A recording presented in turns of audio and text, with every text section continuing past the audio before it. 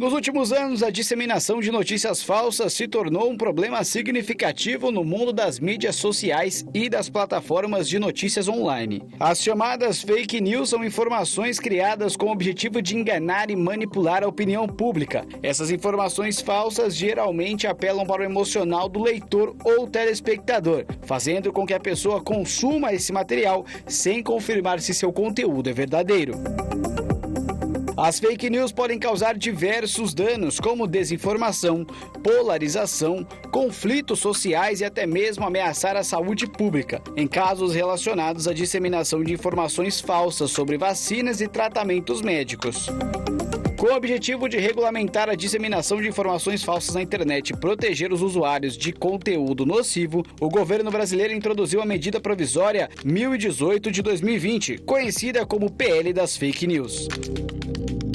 Mas o que exatamente essa lei determina? Quais os benefícios ela poderá trazer para reduzir os impactos causados pelas fake news? Será que existem outras maneiras eficientes de se combater a desinformação? Acompanhe o Bendita Hora de hoje e fique por dentro do assunto. A gente é uma das pessoas mais versadas e especialistas nesse assunto atualmente, é o jornalista Hélio Júnior. Boa tarde, Hélio. Muito obrigado por estar aqui com a gente, viu? Olá, Padre Juarez, é um prazer. Seja bem-vindo, viu? Seja bem-vindo. Eu que agradeço. Boa tarde a todos os telespectadores da Rede Vida. Hélio, na verdade, a fake news, a mentira, não é uma novidade para nós, né? Não é isso desde que o mundo é mundo, existe uma mentira que é contada, né, e sempre como se fosse uma verdade, né? Oficialmente, nós temos o marco, né, de 2016 como o ano em que foi cravado esse título. 2016? 2016, na eleição americana. Ah, entendi. Foi ali a partir daquela disputa de Trump e Hillary, que nós tivemos o jornal The New York Times, inclusive, foi quem cravou esse termo, né, fake news. Embora, como o senhor bem relatou, é algo que é muito antigo. Sei. Né?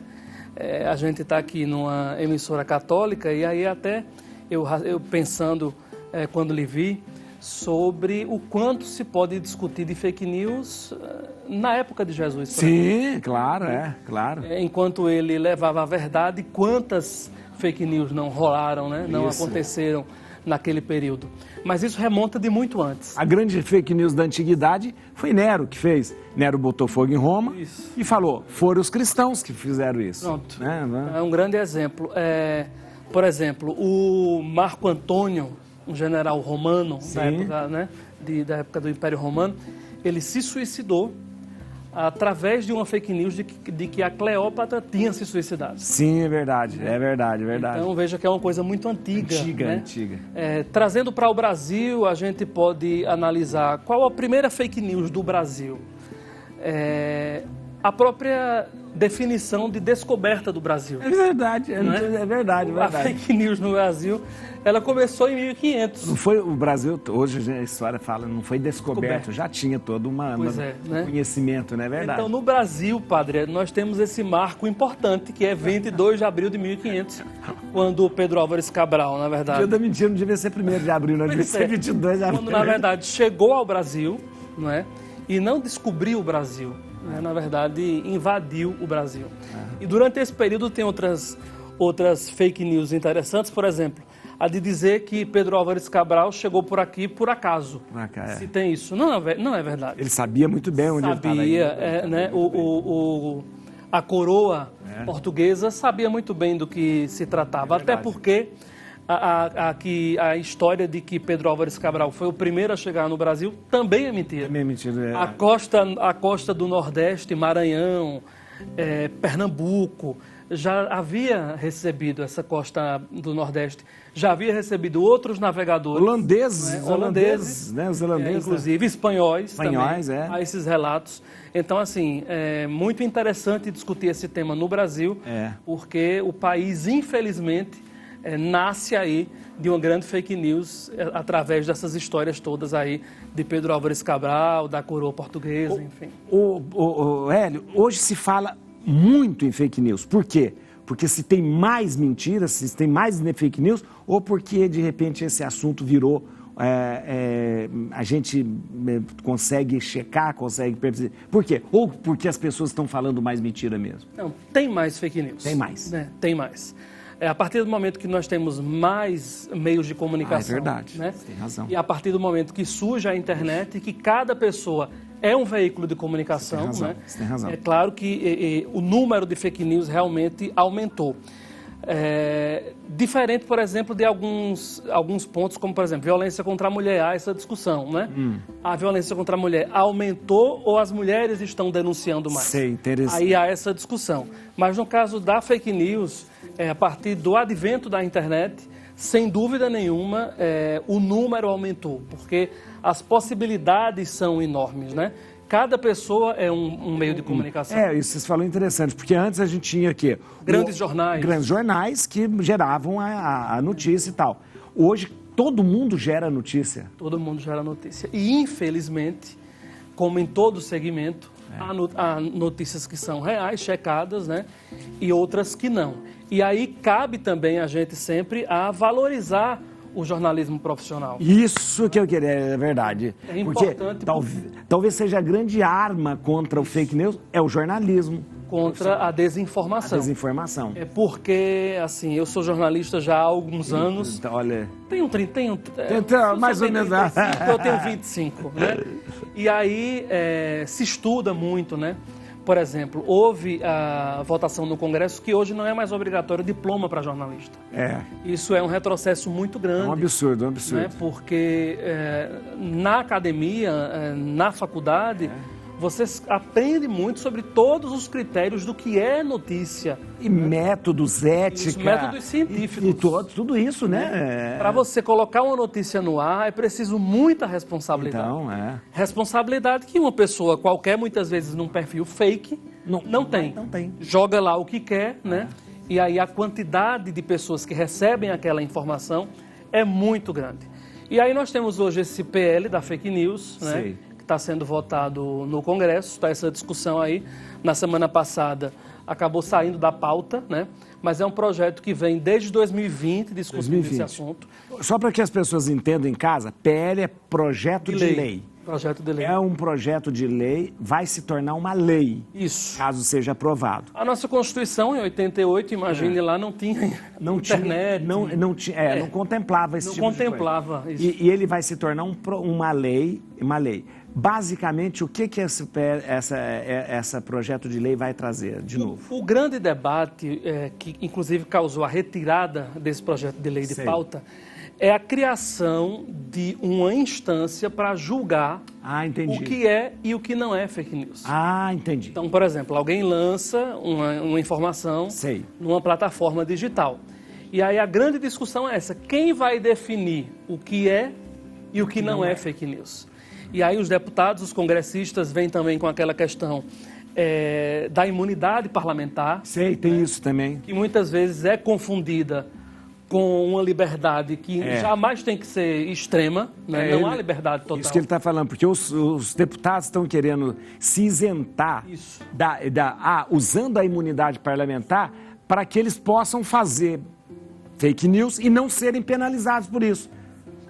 Quando, na verdade, pelo amor de Deus, né? A lei diz que é para o exercício do mandato. Ou seja, você não pode subir na tribuna defender pedofilia, defender assassinato, defender, né? Não. Então há essa discussão de como seria montada essa instância para definir o que é e o que não é fake news. Então, isso é o principal entrave, né? Mas algo precisa ser feito, algo precisa ser regulamentado no mundo todo. Como jornalista, você acha isso necessário? Acho necessário. É claro que não vai ser um projeto perfeito, né? Como se diz, né? Nada feito pelo humano é perfeito, é verdade. Né? Mas eu acho que é um bom início, né? Eu também acredito que a retirada do projeto pode até ter sido bom para que a população possa discutir um pouco mais. Embora seja de 2020, olha, você já não é um projeto de agora, né? Mas a população precisa estar cada vez mais por dentro deste assunto e saber que não é um mundo sem lei.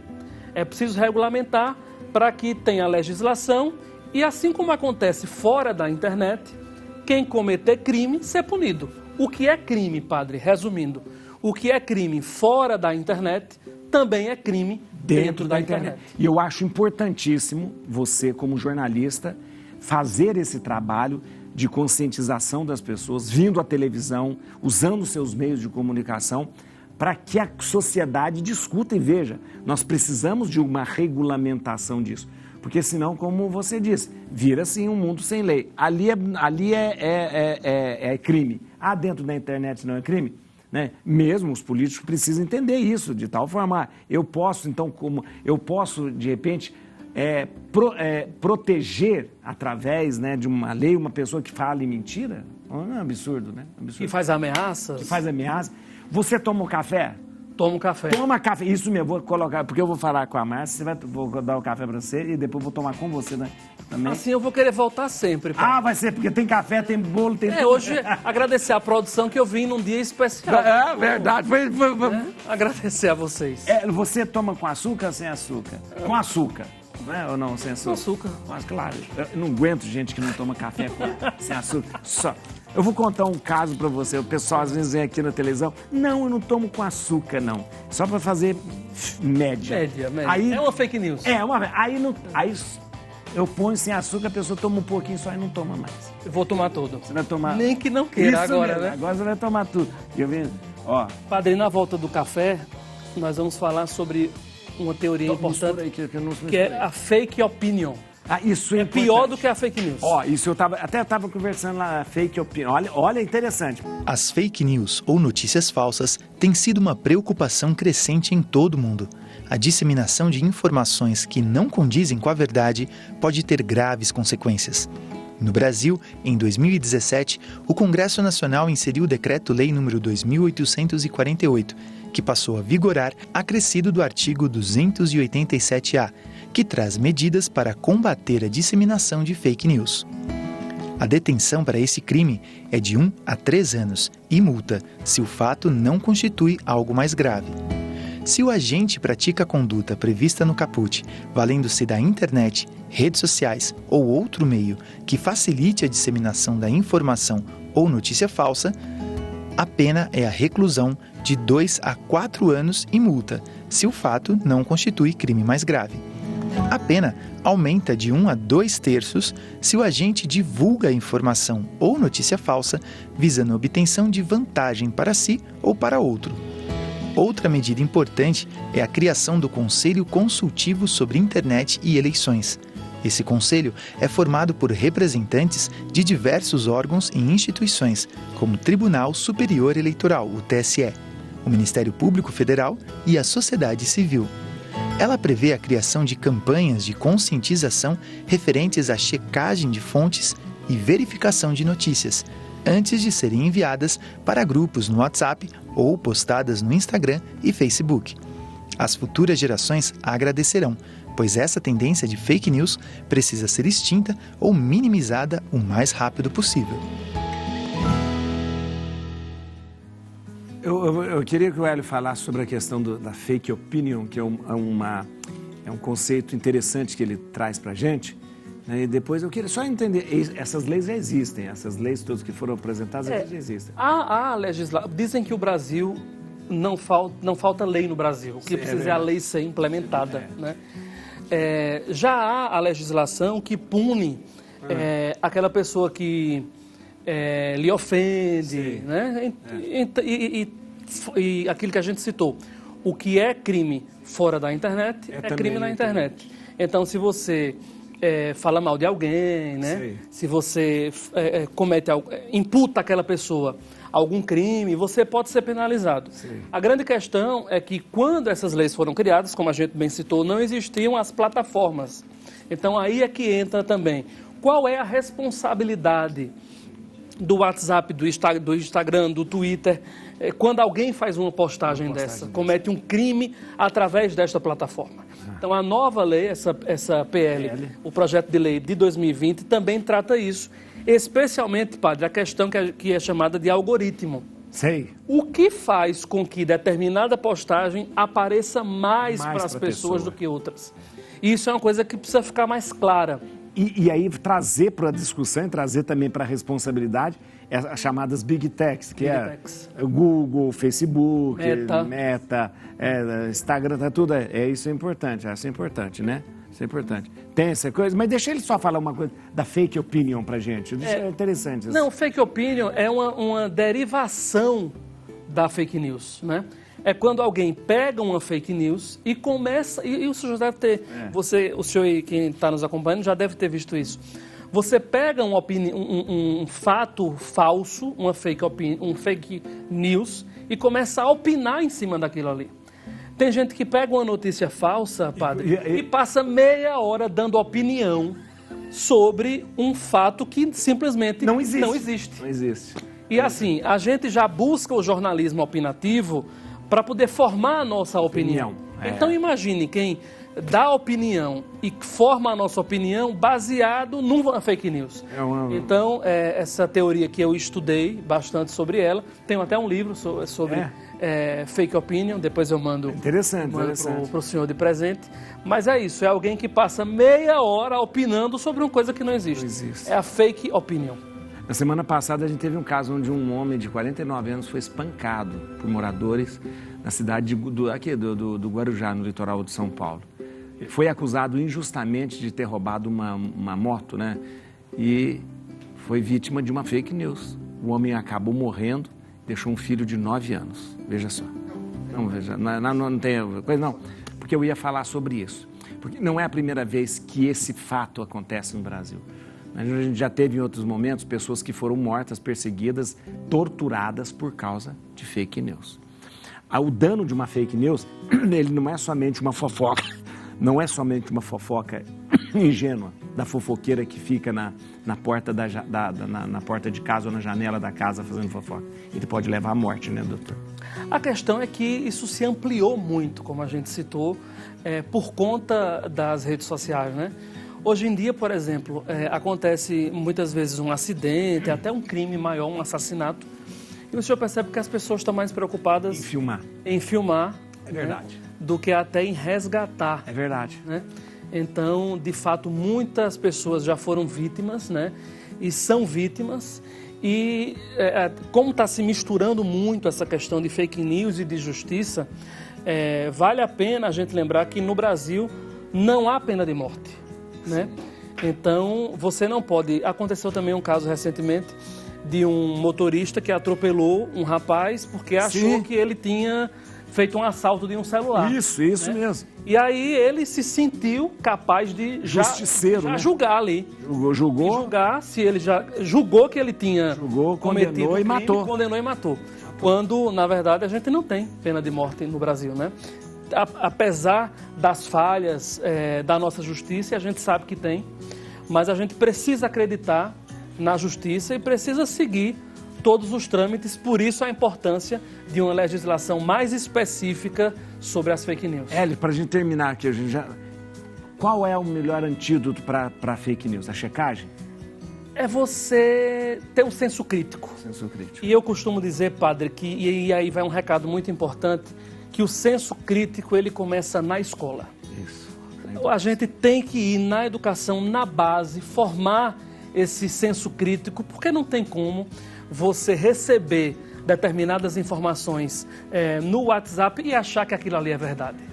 Eu acho que acho que só formando, né, as nossas crianças, e isso na escola, o professor, o pai tem um papel fundamental. Eu acho que aí sim é a melhor maneira da gente combater. Educação, mais uma vez. Eu quero agradecer. Obrigado, Hélio. Muito obrigado. Atenção, você vai seguir o Hélio no Instagram, né? Qualidade de informação e também, né, um jornalista sério. No Instagram, @HélioJúnior_. Não esqueça, hein? @HélioJúnior_.